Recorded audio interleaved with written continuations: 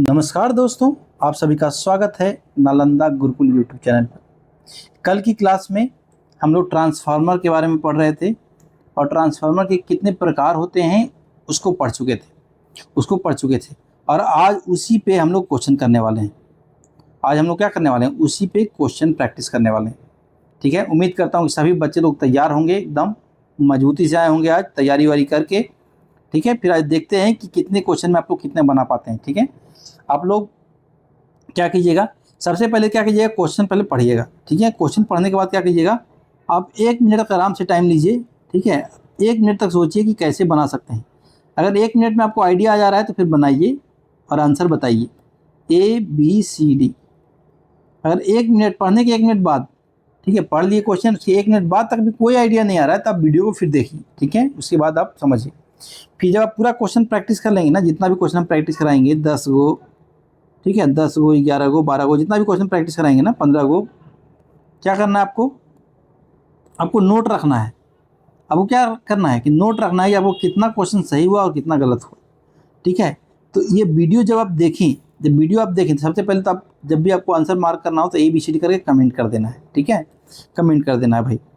और क्या करना है, आपको ये भी ध्यान रखना है कि आपको जो क्वेश्चन, मान लीजिए कि हम 10 क्वेश्चन प्रैक्टिस करवाए, ठीक है, आपको ध्यान रखना है कि आपको कितना क्वेश्चन जो है सही हुआ, कितना क्वेश्चन सही हुआ। मान लीजिए आपका 7 क्वेश्चन सही हुआ तो आप 7/10 करके कमेंट कीजिएगा। ठीक है, 10 क्वेश्चन में 7 क्वेश्चन सही हुआ ऐसे करके कमेंट कीजिएगा, तो हम देखेंगे कि किसका जो है क्या स्कोर रह रहा है। ठीक है, तो इससे क्या होगा, आपको समझ में आएगा भाई कि आपने कितना क्वेश्चन जो है गलत किया, कितना क्वेश्चन सही किया। और ये 7/10 जो है ऐसे ही है, इसको आपको कोई टेंशन मत लीजिए, 7 आया, 5 आया, 3 आया, कोई दिक्कत नहीं है। हमको क्या है कि हम सीख रहे हैं, या तो हमको कोई चीज़ आता है या तो हम कोई चीज़ सीखते हैं, गलती हम नहीं करते हैं। ठीक है, ये आपको ध्यान रखना है। ठीक है, हम लर्न करते हैं, सीखते हैं। तो क्या हम लोग अभ्यास शुरू करें? तो हम लोग अभ्यास शुरू करें। उम्मीद करता हूँ सब रेडी हैं, तो आइए स्टार्ट करते हैं। क्वेश्चन नंबर 1 आपके स्क्रीन पर, क्वेश्चन नंबर 1 आपके स्क्रीन पर, चलिए बनाइए बनाइए बनाइए। उम्मीद करता हूँ कि आपने बनाया होगा। आपका जो भी आंसर है ABCD कमेंट कीजिए पहले तो। ठीक है, कमेंट कीजिए जो भी आपका आंसर है। ये क्वेश्चन नंबर 1 है भाई। ठीक है, आपको कमेंट करने में आसानी हो इसलिए क्वेश्चन नंबर क्या है, ये 1 है क्वेश्चन नंबर 1। अब मैं बनाता हूँ। देखिए क्या बोल रहे हैं, ट्रांसफार्मर निम्नलिखित में से कौन सा पैरामीटर स्थानांतरित करता है। मतलब ट्रांसफार्मर जो है क्या करता है दोस्तों, ट्रांसफार्मर जो है पावर को एक जगह से दूसरी जगह ले जाता है। कैसे आपको पता है, देखिए देखिए देखिए बताता हूँ। आपको बताए थे ना, आपको क्या बताए थे कि देखिए दोस्तों, यहाँ पे जो है बिजली घर है, इसको पावर प्लांट भी बोलते हैं। बिजली घर में बिजली बना, ठीक है, बिजली घर में जो है बिजली बना और उससे क्या हुआ, उसके बाद ट्रांसफार्मर में गया। ट्रांसफार्मर को ऐसे हम लोग दिखाते हैं। ठीक है, तो उसके बाद कहाँ गया, ट्रांसफार्मर में गया और उसके बाद कहाँ गया, तो ट्रांसमिशन तारों में चला गया, बड़ा बड़ा जो टावर आता है उसमें चला गया। उसके बाद क्या हुआ दोस्त, उसके बाद जो है हमारे घर के पास में जो ट्रांसफार्मर रहता है ना उसमें आ गया। घर के पास जो ट्रांसफार्मर है उसका नाम है वितरण ट्रांसफार्मर, उसमें आ गया और हमारे घर में आ गया पावर। तो इस तरीके से घर आता है। तो क्या समझ में आ रहा है, जब बिजली घर में पावर बन रहा है वही पावर क्या हो रहा है, आगे बढ़ जा रहा है। तो ट्रांसफार्मर क्या करता है, तो पावर को क्या करता है, एक जगह से दूसरी जगह भेजने में हेल्प करता है। ठीक है, और ऐसा करते हुए क्या करता है वो, तो वोल्टेज को ऊपर नीचे करता है। ठीक है, वोल्टेज को बढ़ा भी सकता है, घटा भी सकता है। अगर वोल्टेज बढ़ाएगा तो करंट क्या हो जाएगा, करंट घट जाएगा। वोल्टेज को घटाएगा तो करंट क्या हो जाएगा, बढ़ जाएगा। मतलब वोल्टेज या करंट का उल्टा संबंध है। अब पावर क्या होता है दोस्तों, तो कांस्टेंट होता है, स्थिर होता है। तो जो पावर इसके इनपुट में जाएगा वही पावर आपका बाहर निकलेगा। ठीक है, बहुत छोटा सा लॉस होता है, बहुत छोटा सा हानि होता है, लगभग सारा पावर जो है आउटपुट में निकल जाता है। ठीक है, तो पावर इजिकल टू कांस्टेंट हो जाता है, इनपुट पावर आउटपुट पावर बराबर होता है। तो क्या करता है दोस्तों, ट्रांसफार्मर जो है, अच्छा वोल्टेज नहीं, ट्रांसफार्मर जो है शक्ति का स्थानांतरण करता है। तो एक जगह से शक्ति से दूसरी जगह शक्ति को भेजता है। ठीक है, फ्रीक्वेंसी क्या होता है, तो फ्रीक्वेंसी आपको पता है स्थिर रहता है, ट्रांसफार्मर में कभी भी फ्रीक्वेंसी नहीं बदलता है। चलिए, तो सारा ऑप्शन का हो गया एनालिसिस। ठीक है, सारा ऑप्शन का हो गया पोस्टमार्टम। क्या हो गया, पोस्टमार्टम। तभी कोई भी ऑप्शन आ जाए आपको समझ में आ गया कि ट्रांसफार्मर क्या करता है। ट्रांसफार्मर वोल्टेज को घटाता बढ़ाता है, ट्रांसफार्मर करंट को भी घटाता बढ़ाता है, ठीक है, क्योंकि वोल्टेज को जैसे ही घटाता बढ़ाएगा वैसे ही क्या हो जाएगा, करंट भी अपने आप चेंज हो जाएगा। तो उम्मीद करता हूँ कि समझ में आया होगा, और उम्मीद करता हूँ कि इसमें बहुत सारे बच्चे ने सही किया होगा, बहुत सारे बच्चे ने सही किया होगा। चलिए अगला क्वेश्चन,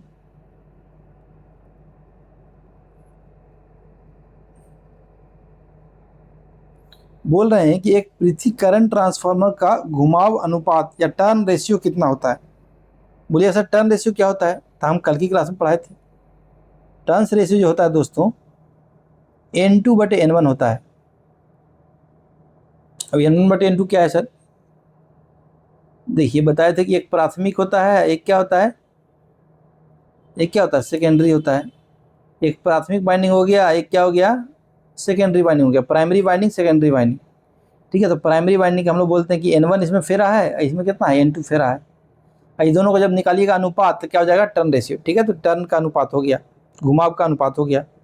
अभी बोलता है कि आइसोलेशन ट्रांसफार्मर में कितना होता है, आइसोलेशन ट्रांसफार्मर में कितना होता है। तो आपको बता देते हैं कि आइसोलेशन ट्रांसफार्मर जो है दोस्तों, उसमें क्या होता है, आइसोलेशन ट्रांसफार्मर का मुख्य काम जो है आइसोलेशन करना है, मतलब उसको जो है अलग करना है, और उसमें जो टर्न रेशियो होता है दोस्तों बराबर होता है, ठीक है। जितना आपको प्राइमरी में टर्न मिलेगा उतना ही बिल्कुल सेकेंडरी में भी टर्न मिलेगा, ठीक है। N1 में जितना होगा उतना ही N2 में होगा। मान लीजिए कि N1 में 100 टर्न है तो N2 में भी 100 टर्न मिलेगा। तो दोनों का रेशियो निकालिए तो क्या आ जाएगा, 1/1 आएगा, क्या आएगा 1/1। और वैसे इधर 1000 हो गया तो 1000 हो गया उधर, ठीक है। दोनों में रेशियो, दोनों टर्न क्या होगा, हमेशा बराबर होगा। तो N2/N1 क्या हो जाएगा यहाँ पे दोस्तों, कितना भी हो जाए, तो 1000 है तो इधर भी 1000 है, तो 1000/1000 कितना हो जाएगा, 1/1, मतलब 1:1, 1:1 हो जाएगा आंसर, ठीक है। चलिए यहाँ पे एक्सप्लेनेशन भी लिखा हुआ है आप लोगों के लिए, जब आप लोग PDF पढ़िएगा तो आपको एक्सप्लेनेशन भी देख लेना है, आपको एक पढ़ लेना है, क्या पता कुछ क्वेश्चन यहाँ पे आपको भिड़ जाए यहाँ से। आइसोलेशन ट्रांसफार्मर क्या है, इसका टर्न रेशियो 1:1 होता है, क्योंकि इसका मुख्य उद्देश्य जो है वोल्टेज बदलना नहीं होता है दोस्तों, ठीक है।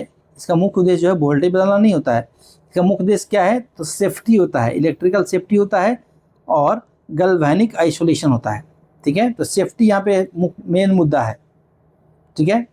यहाँ पे क्या होता है, प्राइमरी और सेकेंडरी पे, मतलब N1 और N2 में जो होता है नंबर ऑफ टर्न्स जो होता है फेरों की संख्या बराबर होता है। जैसे 1000 हो गया तो 1000 हो गया, 100 हो गया तो 100 हो गया, एग्जाम्पल के लिए बोल रहा हूँ, ठीक है। एग्जाम्पल के लिए 100 हो गया तो दोनों में 100 हो गया, ठीक है। तो यही होता है। तो वोल्टेज यहाँ पे जो दीजिएगा वही वोल्टेज वहाँ मिलेगा। यहाँ पे 100 वोल्टेज दीजिएगा तो यहाँ पे भी क्या मिलेगा, 100 वोल्टेज मिलेगा। क्यों, क्योंकि जो नंबर ऑफ वोल्टेज है नंबर ऑफ टर्न्स के सीधा सीधा अनुपाती होता है। तो अगर इसको बढ़ाइएगा तभी बढ़ेगा, लेकिन दोनों में समान है तो वोल्टेज भी क्या होगा, समान होगा, ठीक है। वोल्टेज भी क्या होगा, समान होगा। चलिए अगला क्वेश्चन, एक ऑटो ट्रांसफार्मर क्या होता है।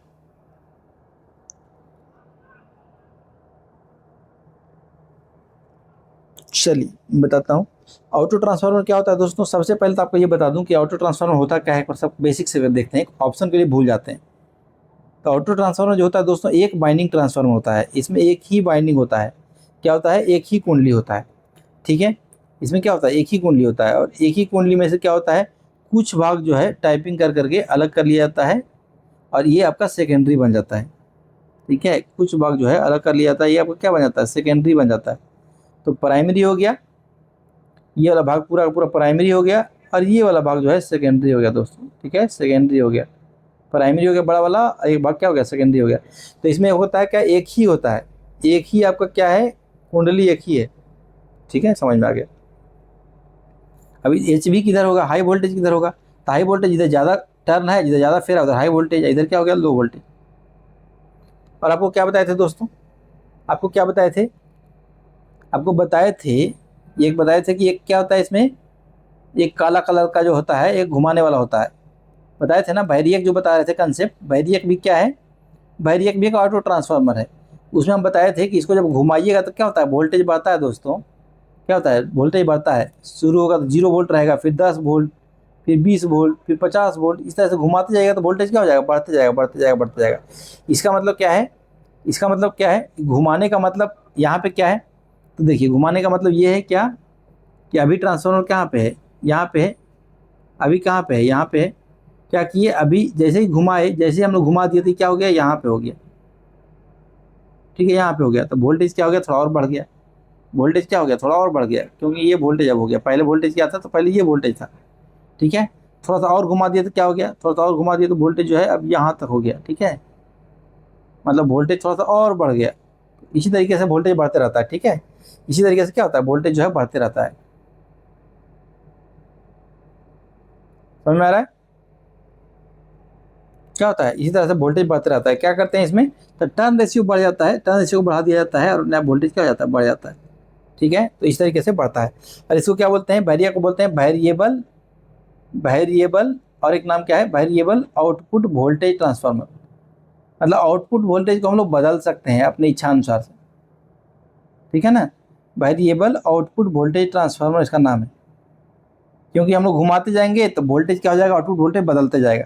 ये कहाँ पे लिखा हुआ है, तो ये लिखा हुआ है आपका ऑप्शन नंबर सी में। तो जो बच्चे सी मारे हैं, बहुत खुशी मिली मुझे अगर आपने सी मारा है तो।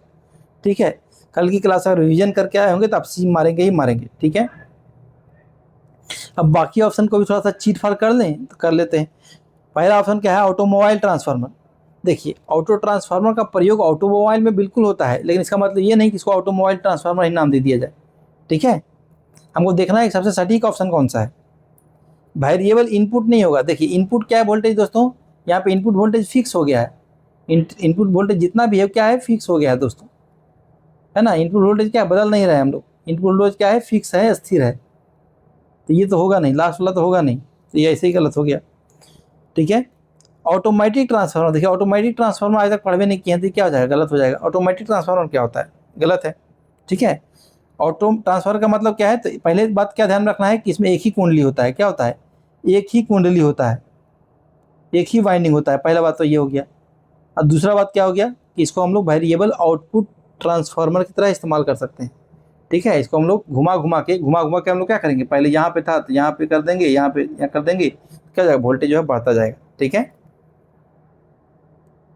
एग्जाम्पल के लिए मान लीजिए कि पहले आ रहा था 50 वोल्ट, तो इसके बाद आने लगेगा 70 वोल्ट, इसके बाद आने लगेगा 90 वोल्ट।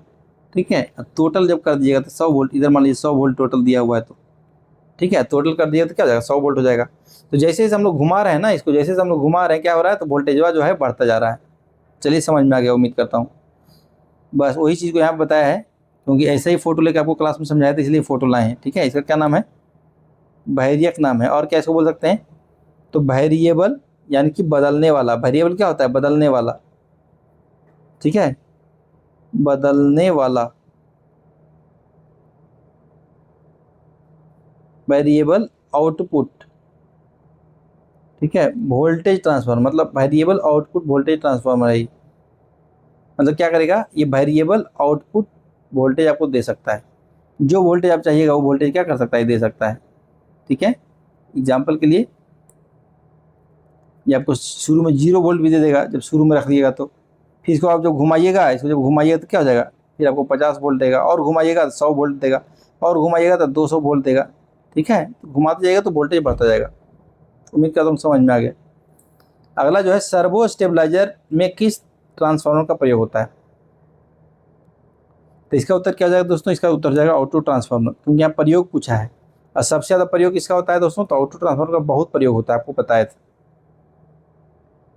यहाँ पे लिखा हुआ भी है, सर्वो ट्रांसफार्मर में ऑटो ट्रांसफार्मर का प्रयोग किया जाता है। क्यों, क्योंकि इसमें टाइपिंग बदल करके, टाइपिंग जो बदल करके आउटपुट वोल्टेज को स्मूथली कंट्रोल किया जाता है। ठीक है, क्योंकि आपको बताए थे ऑटो ट्रांसफार्मर में एक फीचर क्या है, ऑटो ट्रांसफार्मर फीचर क्या है, इसका टाइपिंग बदल करके जब बताए थे ना, अभी क्या बताए थे, टाइपिंग देखिए अभी बताए थे,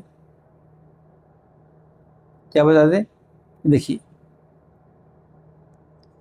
देखिए इस तरीके से होता है। देखिए यहाँ पे जोड़ दीजिएगा तो वोल्टेज क्या हो जाएगा, कम हो जाएगा। वही क्या कीजिएगा, आप यहाँ पे जोड़ दीजिएगा तो वोल्टेज क्या हो जाएगा, ज़्यादा हो जाएगा। वही आपको यहाँ पे जोड़ दीजिएगा तो क्या हो जाएगा, वोल्टेज और ज़्यादा हो जाएगा। इसी को बोलते हैं टाइपिंग बदलना। ठीक है, ओके, ठीक है, उसी को क्या बोलते हैं, टाइपिंग बदलना बोलते हैं। ठीक है, तो एक ही बिंदु फिक्स रहता है, उसे खाली टाइप ऊपर नीचे करते रहते हैं। ठीक है, तार जो होता है फिक्स होता है, उसी से क्या करते रहते हैं हम लोग, ऊपर नीचे करते रहते हैं। इसी को बोलते हैं टाइपिंग बदल के वोल्टेज को बहुत स्मूथली कंट्रोल करता है, बहुत प्यार से कंट्रोल कर लेता है, इसीलिए इसका प्रयोग होता है सर्वो स्टेबलाइजर में। अगला क्वेश्चन बोल रहे हैं, बैटरी चार्जर में प्रयुक्त ट्रांसफार्मर का प्रकार क्या है। आप लोग खुद से इसको बनाइए, फिर हम बताएंगे। ये फ़ोटो मैंने दिया है, क्वेश्चन में आपको फ़ोटो नहीं मिलेगा, ठीक है, समझाने के लिए हम फ़ोटो डाले हैं ताकि आपको ज़्यादा से ज़्यादा दिन तक हमको दिमाग में बैठ जाए।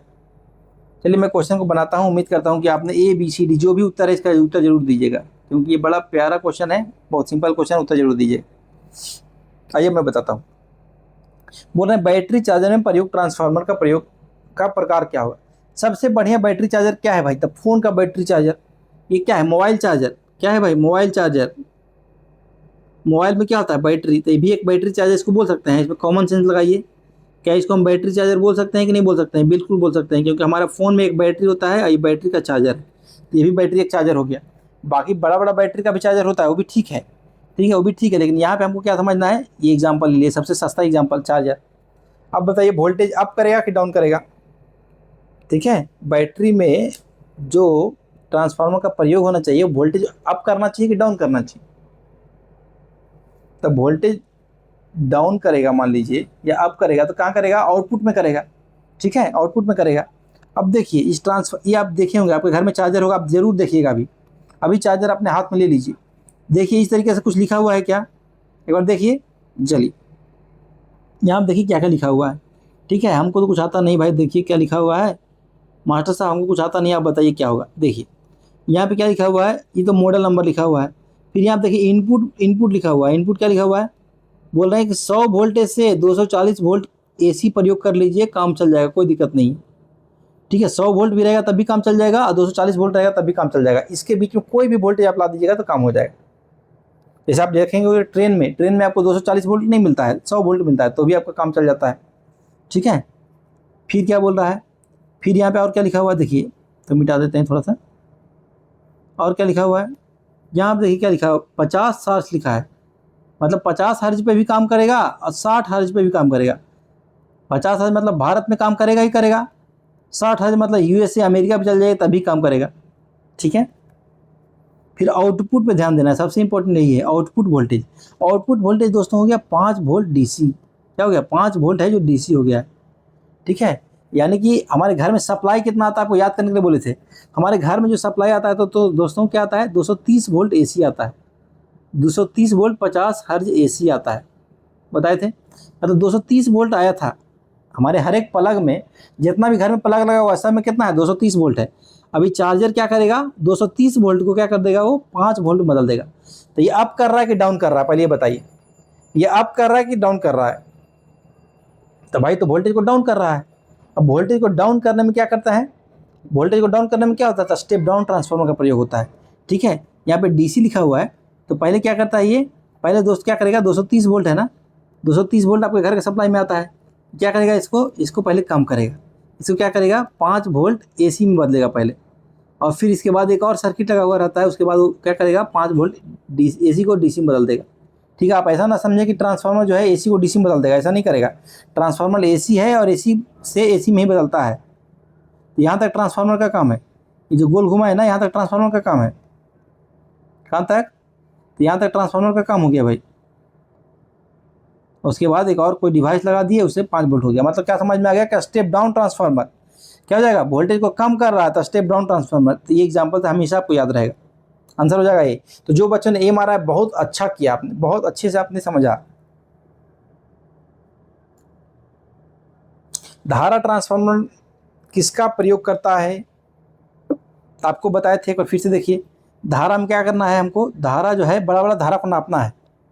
जैसे 3000 एम्पियर हो गया, इसको नापना है हमको, क्या करना है, इसको नापना है 3000 एम्पियर को। कैसे नापिएगा, क्योंकि हमारे पास पता है कि धारा नापने का कौन होता है, धारा नापने वाला मीटर होता है। क्या होता है, मीटर। लेकिन मीटर जो बनता है दोस्तों बड़ा छोटा रेंज के लिए बनता है। आपको 50 एम्पियर आराम से नाप लीजिएगा, 100 एम्पियर नाप लीजिएगा, ठीक है। लेकिन बहुत ज़्यादा आपको देखिए हज़ार एम्पियर, ठीक है, ये तो फिर भी 3000 एम्पियर है। मान लीजिए कभी कभी 30,000 एम्पियर भी नापना हुआ, ठीक है, तो इतना बड़ा एम्पियर आप मीटर से डायरेक्ट नहीं नाप सकते हैं। बीच में कौन चाहिए, बीच में चाहिए एक CT, करेंट ट्रांसफार्मर। तो करेंट ट्रांसफार्मर क्या करेगा, ये जो इतना बड़ा करेंट है इसको क्या करेगा, छोटा करेगा। करेंट क्या करेगा, स्मॉल बनाएगा। ठीक है, क्या करेगा, स्मॉल बनाएगा। कितना स्मॉल बनाएगा, तो 5 एम्पियर बना देगा या फिर 1 एम्पियर बना देगा। और इसको जो है अमीटर आराम से नाप लेगा। अमीटर क्या करेगा, 5 एम्पियर है, 1 एम्पियर को बड़े बढ़िया से नाप लेगा, कॉन्फिडेंस में, फुल कॉन्फिडेंस में नाप लेगा। ठीक है, तो हमको क्या करना है, वोल्टेज को, करेंट को हमको कम करना है। 30,000 एम्पियर है या 3,000 एम्पियर है, इसको क्या करना है, 5 एम्पियर या फिर 1 एम्पियर में बदलना है। दोनों में से कोई भी एक में बदलना है। क्या करना पड़ेगा, करंट को कम करना पड़ेगा। करंट को जैसे ही कम करना, इसका मतलब क्या है, वोल्टेज को बढ़ाना। करंट को कम करना मतलब वोल्टेज को बढ़ाना। ट्रांसफार्मर में करंट को कम करना, इसका मतलब क्या है, वोल्टेज को बढ़ाना। अब वोल्टेज को बढ़ाने वाले को क्या बोलते हैं, कौन सा ट्रांसफार्मर जो वोल्टेज बढ़ा कर देगा, तो sir step up transformer. Step up transformer का काम है सर वोल्टेज बढ़ा देना। तो हमारा यहाँ पे कौन लगेगा, तो स्टेप अप ट्रांसफार्मर। समझ में आ गया जी, समझ में आ गया तो बताइए। ऊंचाई ट्रांसफार्मर यानी स्टेप अप ट्रांसफार्मर का प्रयोग हुआ दोस्तों यहाँ पे, क्योंकि हमको करंट कम करना है। करंट कम करने का सीधा मतलब है वोल्टेज को बढ़ाना। ठीक है, वोल्टेज को बढ़ाना। जैसे ही कम कर दिए, देखिए यहाँ पे जैसे था, यहाँ पे मान लीजिए 3,000 एम्पियर जा रहा था, ठीक है, और यहाँ पे जो है क्या हो गया, सेकेंडरी में क्या हो गया, आपका 1 एम्पियर आ गया। 1 एम्पियर को बड़ा बढ़िया से नाप लिया कौन, तो एमीटर। 1 एम्पियर को बड़ा आसानी से नाप लेगा एमीटर, तो काम हो गया आपका। यही तो आपको चाहिए था। क्वेश्चन का आंसर हो जाएगा बी। अगला क्वेश्चन, ऑटो ट्रांसफार्मर में कितनी कुंडलियां होती है भाई, तो बच्चा को पता होगा क्योंकि अभी क्वेश्चन में भी आया था। देखिए 2 ट्रांसफार्मर होता है, एक होता है 2 वाइंडिंग ट्रांसफार्मर। तो 2 वाइंडिंग ट्रांसफार्मर में समझ में आ गया कि 2 वाइंडिंग होगा। ठीक है, ऐसे ट्रांसफार्मर को क्या बोलते हैं, 2 वाइंडिंग ट्रांसफार्मर। साफ साफ दिख रहा है कि 2 ट्रांसफार्मर का बाइंडिंग है। एक होता है ऑटो ट्रांसफार्मर, उसमें क्या होता है, तो एक ही वाइंडिंग होता है दोस्तों। इसे देखिए, उसमें क्या होता है, तो एक ही वाइंडिंग आपका होता है। ठीक है, एक ही वाइंडिंग होता है, और उसी में से क्या करते हैं, टाइपिंग कर करके, ठीक है, 2 वाइंडिंग बना देते हैं। तो इधर एक अलग वाइंडिंग हो गया, इसको बोलेंगे हाई वोल्टेज, क्योंकि बहुत ज़्यादा टर्न है इधर। इधर बोलेंगे लो वोल्टेज। लेकिन आपको क्या समझ में आ रहा है, आपको समझ में आ रहा है सर, आपका जो है कुंडली तो एक ही है, तो एक ही कुंडली है सर। ठीक है, तो आपको यही क्वेश्चन पूछा हुआ है, कितना कुंडली होता है, तो एक कुंडली होता है, एक वाइंडिंग होता है दोस्तों। ठीक है, एक कुंडली होता है यानी कि एक वाइंडिंग होता है। तो उत्तर क्या हो जाएगा, 1। चलिए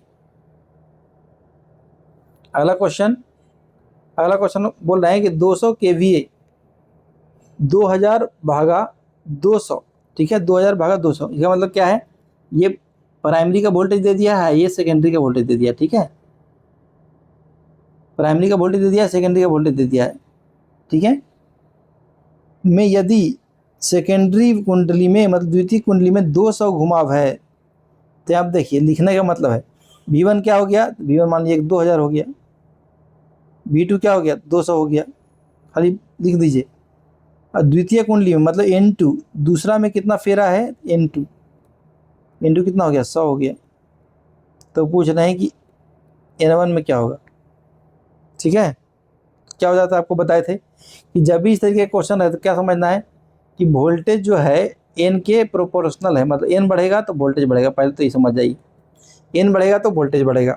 ठीक है, N बढ़ेगा तो वोल्टेज बढ़ेगा। अब देखिए यहाँ पे क्या दिखा रहा है, यहाँ पे दिखा रहा है क्या, यहाँ पे दिखा रहा है, देखिए वोल्ट N2 जो है 100 है। ठीक है, N2 क्या है, 100 है। N1 आपको पता नहीं, V2 क्या है, 2000 है। ठीक है, तो 200 से 2000 जाना है, इसका मतलब क्या हो जाएगा, टर्न रेशियो बढ़ना चाहिए। तो N2 क्या होगा, पहले तो समझिए 100 से ज़्यादा होगा, 100 से ज़्यादा होगा। ठीक है, तो फार्मूला कैसे होगा, तो V1/V2 क्या हो जाएगा दोस्तों, N1/N2 हो जाएगा। ठीक है, ये वाले से हम लोग ये वाला लाए हैं, क्या हो जाएगा, V1/V2 हो जाएगा N1/N2। ये कर लीजिएगा, आंसर आना ही आना है। ये आपको ध्यान में रखना है, क्या करना है आपको ध्यान में रखना है। कैसे होगा, देखिए, तो V1 आपको पता है 2000, अब V2 आपको पता है 200। ठीक है, N1 आपको पता नहीं है, निकालना है, ये हो गया 100। क्या हो जाएगा, ये 2 मरतबे कट जाएगा, ये क्या हो जाएगा, 1000 मरतबे कट गया। तो N1 कितना हो जाएगा, N1 हो गया 1000, सिंपल है। तो ये वाला फॉर्मूला याद रख लीजिएगा, वोल्टेज और टर्न्स के बीच में क्या संबंध होता है, ये संबंध होता है। और इससे जो है जब भी तुलना करना रहे तो ये वाला फॉर्मूला लिख लीजिए, V1/V2 = N1/N2। आंसर हो जाएगा 1000 ए। अगला क्वेश्चन जो हो जाएगा, विभव ट्रांसफार्मर यानी पोटेंशियल ट्रांसफार्मर। पोटेंशियल ट्रांसफार्मर का काम क्या है, तो हाई वोल्टेज नापना। जितना हाई वोल्टेज होगा ना, ठीक है, 400 kV 200 kV वोल्टेज को मापना का काम है, मापने में मदद करता है। मापता तो अमीटर ही है, ये क्या करता है, वोल्टेज को कम करके देता है। ठीक है, हाई वोल्टेज नापने के लिए आपको वोल्टमीटर उपलब्ध नहीं है, क्योंकि उतना हाई वोल्टेज के लिए वोल्टमीटर बनवे नहीं करता है। तो ये हाई वोल्टेज क्या करना है, आपको लो वोल्टेज में लाना है। लो वोल्टेज में लाना है भाई, कितना वोल्टेज तक, तो सर 110 वोल्ट तक आप ले आइए सर, काम बन जाएगा, हम आराम से नाप लेंगे। ठीक है, हाई वोल्टेज क्या करना है, लो वोल्टेज लाना है। तो हाई वोल्टेज से लो वोल्टेज में लाने वाले ट्रांसफार्मर को क्या बोलते हैं, तो step down transformer. Step down transformer भाई, तो जो हम लॉजिक दे रहे हैं वही लॉजिक से आपको समझना है और वही लॉजिक से आपको ध्यान रखना है। तो कभी भी आपको याद नहीं करना पड़ेगा, क्योंकि आपको क्या पता है कि पोटेंशियल ट्रांसफार्मर का इस्तेमाल क्या चीज़ में आता है, तो जो हाई वोल्टेज है उसको नापने में। हाई वोल्टेज को नापने के लिए क्या चाहिए हमको, नापने के लिए क्या चाहिए, वोल्टेज, वोल्ट मीटर। क्या चाहिए, वोल्ट मीटर।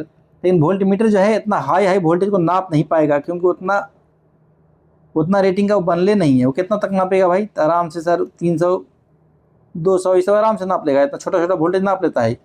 ठीक है, यानी क्या करना पड़ेगा हमको, हाई वोल्टेज को लो वोल्टेज में बदलना पड़ेगा। ये कौन कर सकता है, तो एक स्टेप डाउन ट्रांसफार्मर ही काम कर सकता है। आंसर क्या हो जाएगा, स्टेप डाउन ट्रांसफार्मर। कोई दिक्कत तो बताइए हमको। अब चाहिए ट्रांसफार्मर हिंदी में, सारा क्वेश्चन जो है आया हुआ है। अगला क्वेश्चन देखिए, ट्रांसफार्मर की मुख्य कुंडली और द्वितीय कुंडली में फेरों की संख्या जो है 1000 और 3000 है।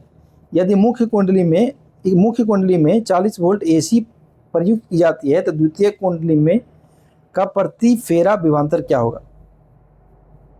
तो फार्मूला क्या बताया था, यहाँ पे क्या चीज क्वेश्चन पूछ रहा है, यहाँ पे वोल्टेज और टर्न्स यानी फेरों की संख्या पर क्वेश्चन है। तो क्या करना है इसमें, वोल्टेज जो है directly proportional to number of turns होता है, फेरों की संख्या बढ़ाइएगा तो वोल्टेज भी क्या हो जाएगा, बढ़ जाएगा।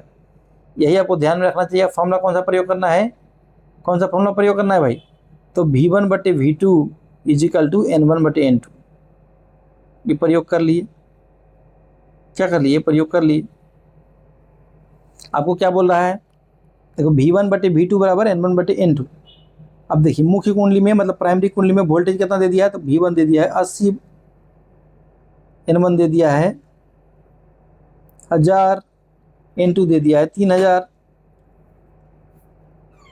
अब कर लीजिए पट तुरंत आंसर आ जाएगा। देखिए V1 हो गया 80 वोल्ट, V2 पता नहीं है हमको, और क्या है, N1 आपको दे दिया 1000 और N2 दे दिया 3000। कर देखिए 3 मरतबे कट जाएगा। अब V2 क्या हो गया, V2 चल गया उधर, ये हो जाएगा 3 आ जाएगा इधर, तो हो जाएगा 240 वोल्ट। तो बोलिए सर ये तो पटाख से मार दिए, आंसर सही है सर, लेकिन यहीं पे आपने कर दिया बहुत बड़ा मिस्टेक, और यहीं पे क्वेश्चन ने कर दिया खेला। वो खेला क्या है, खेला क्या बोला, वोल्टेज पर टर्न, वोल्टेज पर टर्न पूछ दिया, मतलब एक टर्न में कितना वोल्टेज होगा। ये तो पूरा वोल्टेज हो गया, ये क्या हो गया, पूरा वोल्टेज हो गया। लेकिन हमको निकालना कि एक टर्न में कितना वोल्टेज है। देखिए ठीक है, यहाँ पे मान लीजिए N2 टर्न है, आपको पूछा क्या कि एक टर्न में कितना होगा, मतलब ये एक टर्न हो गया। ठीक है, वैसे एक और टर्न ये हो गया, एक टर्न में वोल्टेज कितना हो जाएगा, ये तो पूरा टर्न में निकालना है। तो क्या करना पड़ेगा, N2 से भागा देना होगा। ठीक है, मतलब क्वेश्चन पूछा था V2/N2 पूछ लिया था क्वेश्चन, हम समझे, तो यही तो खेला हो गया। तो 240 वोल्ट यहाँ पे हो गया, और N2 क्या दिया था भाई, N2 दे दिया था 3000। तो पट कट जाएगा। अब क्या मतलब है, तो 8 तिया 24, ये 100 तिया 300, तो 0.08 ऑप्शन में है जी, है ये है, तो ए हो जाएगा गलत, आंसर हो जाएगा बी। तो जो बच्चे ए मारे थे, दुखद बात है कि आपका आंसर गलत हुआ। क्यों, क्योंकि आपको क्वेश्चन पर ध्यान ही नहीं, आपको ध्यान कहीं और है भाई, कहाँ ध्यान है बताइए हमको कमेंट में। अगला क्वेश्चन, ठीक है, अगला क्वेश्चन, प्राइमरी वाइंडिंग में प्रवाहित धारा के कारण फ्लक्स किसमें प्रेरित होता है। ऑप्शन देखिए, प्राइमरी वाइंडिंग में, सेकेंडरी वाइंडिंग में, प्राइमरी और सेकेंडरी वाइंडिंग दोनों में, इनमें से कोई नहीं, इनमें से कोई नहीं।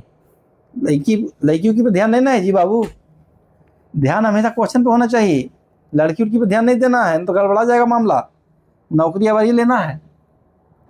ठीक है ना, उधर ध्यान गया तो खेल खत्म। चलिए, वैसा बीमारी है कि उसका जो है बचाव ही सबसे बड़ा उसका अथी है, उपचार है, अब कोई उपचार नहीं। ठीक है, चलिए, तो ये सब देखिए क्वेश्चन क्या है। तो क्वेश्चन बोल रहा है कि प्राइमरी करंट बह रहा है। देखिए दोस्तों, यहाँ पे प्राइमरी करंट बह रहा है, इसको I1 से हम लोग दर्शाते हैं, करंट बह रहा है। प्राइमरी करंट जो है एक कुंडली में बह रहा है, प्राइमरी कुंडली में। और प्राइमरी कुंडली में जो करंट बह रहा है उसके कारण क्या हो रहा है, फ्लक्स बन रहा है। क्या बन रहा है, फ्लक्स। और फ्लक्स कहाँ घूम रहा है, तो ये जो है वाइंडिंग में गोल गोल गोल गोल घूम रहा है, इस तरीके से घूम रहा है जैसे हम दिखा रहे हैं। कैसे घूम रहा है, तो ऐसे करके घूम रहा है, ठीक है। अब क्या हो गया, तो ये फ्लक्स जो है सेकेंडरी को भी काट दिया। सेकेंडरी जो बाइंडिंग यहाँ पे है उसको क्या किया, उससे पास होकर गुजरा, तो यहाँ पे वोल्टेज बन गया, इंड्यूस ईएमएफ बन गया, उसको बोलते हैं E2। ई मतलब इंड्यूस ईएमएफ, मतलब वोल्टेज प्रेरित हो गया, वोल्टेज बन गया, ठीक है, E2। और सेम करंट, यही करंट क्या किया यहाँ पर भी, सेम फ्लक्स, ये फ्लक्स जो है इसको बोलते हैं मेन फ्लक्स या फिर म्यूचुअल फ्लक्स, ठीक है। यही फ्लक्स क्या किया दोस्त, यही फ्लक्स जो था यहाँ पे भी वोल्टेज बना दिया, इसको बोलते हैं E1, ठीक है। तो दोनों जगह वोल्टेज बनाया है, वोल्टेज कहाँ कहाँ प्रेरित किया है, तो सेकेंडरी में वोल्टेज बनाया है और प्राइमरी में वोल्टेज बनाया है, लेकिन खाली नाम अलग अलग है। तो प्राइमरी में जो वोल्टेज बनाया है ये कौन सा कंसेप्ट से बनाया है, तो सेल्फ इंडक्शन से बनाया है। सेल्फ इंडक्शन मतलब क्या हुआ, मतलब अपना फ्लक्स से अपने में ही वोल्टेज बना दिया, तो सेल्फ इंडक्टेंस हो गया। और E2 क्या है, तो म्यूचुअल इंडक्शन हो गया दोस्तों, मतलब फ्लक्स किसी और का था लेकिन वोल्टेज वाग किसी और के यहाँ बन गया। समझ गए,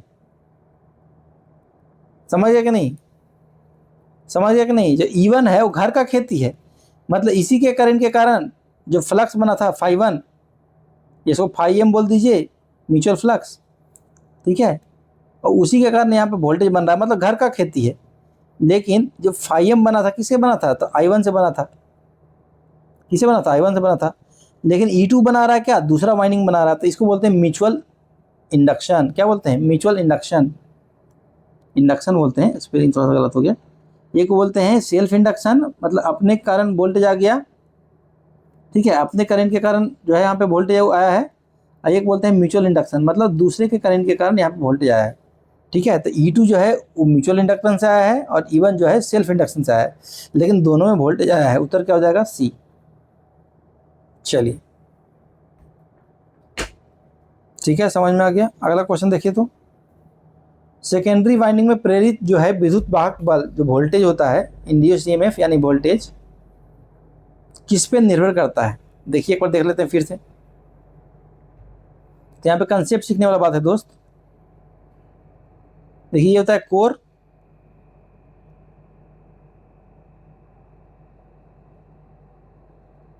ये होता है बाइंडिंग, एक हो गया कोर, ये हो गया बाइंडिंग। समझ में आ गया, तार जो लपेटा हुआ हो गया बाइंडिंग, ये हो गया कोर, ठीक है। अब ये होता क्या है दोस्त, देखिए यहाँ पर करंट बहा, ये करंट कैसा है, तो एसी करंट है। एसी करंट मतलब जो समय समय पे बदल रहा है, कभी पॉजिटिव होता है कभी नेगेटिव हो जाता है, कभी प्लस होता है कभी माइनस होता है, कभी प्लस होता है कभी माइनस होता है, ठीक है। कुछ देर प्लस हुआ, प्लसों में जो है घटते बढ़ते रहता है, ठीक है, कभी मैक्सिमम गया। एसी कैसन होता है, एसी ऐसा होता है ना। तो कभी क्या है, कभी जो है जीरो इसका मान है, कभी बढ़ रहा है, कभी अधिकतम पहुंच गया, कभी ये हो गया, फिर घट के माइनस में चल गया, तो इसको ये बोलते हैं एसी। तो करंट क्या हो रहा है, बदलता जा रहा है हर एक बार। एसी करंट मतलब क्या है, हर एक समय पर उसका मान बदलता जा रहा है।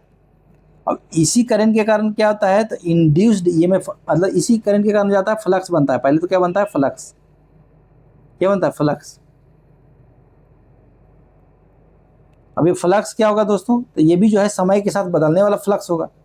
ये आपका करंट हो गया, ये करंट के कारण फ्लक्स बना, तो फ्लक्स भी कैसा बना है, तो फ्लक्स भी जो है समय के साथ बदलने वाला बना है, ठीक है। जो फ्लक्स बना है वो भी कैसा है, तो वो भी जो है समय के साथ बदलने वाला फ्लक्स है, ठीक है। प्लस होगा, बढ़ेगा, अधिकतम पहुंचेगा, फिर निगेटिव होगा, फिर इस तरीके से। ये भी क्या है इसने, ठीक है। तो ये फ्लक्स जो है चूंकि ये भी समय के साथ बदल रहा है, क्या करता है, यहाँ पर जो है इंड्यूस करता है ईएमएफ, मतलब ईएमएफ बनाता है। ईएमएफ बनाता है, क्या हो जाएगा, इंड्यूस ईएमएफ जो होता है दोस्तों, ठीक है। तो ये होता है दोस्तों d∅dt के डायरेक्टली प्रोपोर्शनल होता है। मतलब फ्लक्स में परिवर्तन की दर, फ्लक्स में परिवर्तन की जो दर है ना दोस्तों, उसके डायरेक्टली प्रोपोर्शनल होता है। मतलब फ्लक्स में परिवर्तन की दर बढ़ जाएगा तो इंड्यूस ईएमएफ जो होगा ये भी बढ़ जाएगा, ठीक है। फ्लक्स में परिवर्तन की दर अगर बढ़ जाएगा तो इंड्यूस ईएमएफ भी बढ़ जाएगा। तो उत्तर क्या हो जाएगा, फ्लक्स में परिवर्तन की दर। यहाँ पे सीखने वाला बात क्या है, सीखने वाला बात क्या है एक बार देख लेते हैं। सीखने वाला बात आपको लिख देते हैं, जब भी बदलते फ्लक्स में, ठीक है, जब भी बदलते फ्लक्स में चालक या तार, जो भी बोल दिए, चालक या तार को रखा जाता है, चालक मतलब क्या होता है? कंडक्टर, ठीक है, को रखा जाता है तो वोल्टेज, या इसको बोलते हैं इंड्यूस्ड ईएमएफ, डेवलप कर लेता है, ठीक है, ये वोल्टेज बनाता है। समझ में आ गया? जब भी बदलते फ्लक्स में चालक या फिर तार को रखा जाता है तो क्या करता है? वोल्टेज बनाता है। बिल्कुल वैसे ही ना हुआ जी, यहाँ पे बिल्कुल वैसे ही ना हुआ। क्या हुआ? वही ना बताया, बिल्कुल वैसे ही हुआ। कैसे हुआ देखिए, हुआ क्या था? हुआ क्या था, एक बार देख लीजिए फिर से। ये हुआ क्या? यहाँ पे एसी करंट बह रहा है, यहाँ पे कैसा करंट बह रहा है? AC current. एसी करंट कैसा है? तो बदलते रहता है। एसी करंट कैसा होता है दोस्तों? तो ये बदलते रहता है, वैसे एसी करंट होता है ना। और इस एसी करंट के कारण क्या हुआ? तो यहाँ पे फ्लक्स बना। इसी एसी करंट के कारण, मतलब करंट के कारण फ्लक्स बनता है। और चूंकि करंट एसी है तो फ्लक्स जो बना वो भी कैसा हो गया? वो भी एसी हो गया दोस्तों। जो फ्लक्स बना वो भी क्या है? एसी है। यानी कि इस फ्लक्स जो है समय समय पर बदल रहा है। यहाँ पे पहले ये हो गया, फिर ये हो गया, फिर अधिकतम मान हो गया, फिर ये हो गया, फिर निगेटिव हो गया। फ्लक्स बदलने वाला है। और ये बदलते फ्लक्स में देखिए, ये वाला तार को रखा हुआ था, ये तार को रखा हुआ था, कुंडली को रखा हुआ था, ये चालक है। तो यहाँ पे क्या हो गया? ईएमएफ बन गया। यहाँ पे क्या हो गया? ईएमएफ बन गया। चूंकि सेकेंडरी साइड है तो यहाँ पे ईएमएफ को E2 बोल देते हैं, ठीक है।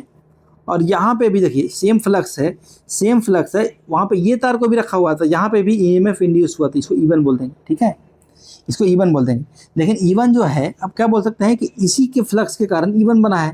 तो E1 जो बना है उसको सेल्फ इंडक्शन बोल दिए हम लोग, ठीक है, कि अपने के कारण ही हुआ है। मतलब अपने करंट के कारण जो फ्लक्स बना है उसी से हुआ है। E2 क्या है? म्यूचुअल इंडक्शन हो गया दोस्तों। म्यूचुअल इंडक्शन मतलब करंट दूसरे का है, फ्लक्स दूसरे का है, लेकिन ईएमएफ जो है दूसरे वाइंडिंग में बन रहा है, इसको म्यूचुअल इंडक्शन बोलती है। तो उम्मीद करता हूँ समझ में आ गया। ठीक है दोस्तों, तो आज के लिए इतना ही। कल की क्लास में थ्योरी बताए थे और आज की क्लास में पूरा क्वेश्चन करवा दिए। तो ये वाला टॉपिक जो है आपका कंप्लीट हुआ, यानी कि ट्रांसफार्मर के प्रकार आपका कंप्लीट हो गया। तब कोई भी क्वेश्चन आपका आता है ट्रांसफार्मर के प्रकार पे तो आपको दिक्कत नहीं होनी चाहिए, ठीक है। अगर आपको दिक्कत होती है तो बिल्कुल आप हमसे पूछ सकते हैं। तो आप कहाँ कहाँ हमसे जुड़ सकते हैं? तो आप हमारे टेलीग्राम ग्रुप पे हमसे जुड़ सकते हैं। फ़ायदा क्या होगा टेलीग्राम ग्रुप जुड़ने से? तो यहाँ पे आपको PDF मिल जाएगा और आप हमको मैसेज कर पाएंगे, ग्रुप में मैसेज कर पाएंगे। वहाँ पे और भी बच्चे रहते हैं तो वो जवाब दे देंगे, अगर वो नहीं दे पाएंगे तो हम दे देंगे, ठीक है। अगर आप हमसे पर्सनली कनेक्ट होना चाहते हैं तो व्हाट्सएप ग्रुप में जुड़ जाइए, ठीक है। व्हाट्सएप ग्रुप का रिप्लाई जो है तुरंत मिलेगा, एकदम फास्ट रिप्लाई, ठीक है। रिप्लाई हम लोग फट करते हैं, क्योंकि व्हाट्सएप आदमी देखिए आपको पता है कि व्हाट्सएप जो है सब देखते रहता है। टेलीग्राम जो है ये थोड़ी देर के बाद सब देखता है ना, 1 घंटा के बाद देखेगा। तो अगर आपको फटाफट रिप्लाई चाहिए तो व्हाट्सएप ग्रुप पर ज्वाइन कर लीजिए। कोई भी क्वेश्चन होगा फटाफट आपको रिप्लाई मिल जाएगा, ठीक है। तो आप लोगों से अनुरोध क्या है, अभी आप लोगों से अनुरोध है कि आप नालंदा गुरुकुल यूट्यूब चैनल को सब्सक्राइब कर लें और बेल आइकन को दबा दें, ठीक है, बेल आइकन को दबा दें। और अपने मित्रगणों के साथ, भाई बंधु के साथ जो इसकी तैयारी कर रहे हैं इलेक्ट्रीशियन ट्रेड की, तो उनके साथ ये वीडियो शेयर करें, उनको भी लाभ मिलेगा। धन्यवाद दोस्तों, मिलते हैं अगले लेक्चर में। तब तक के लिए अपना ख्याल रखिए और अपने सपनों के लिए खूब मेहनत कीजिए।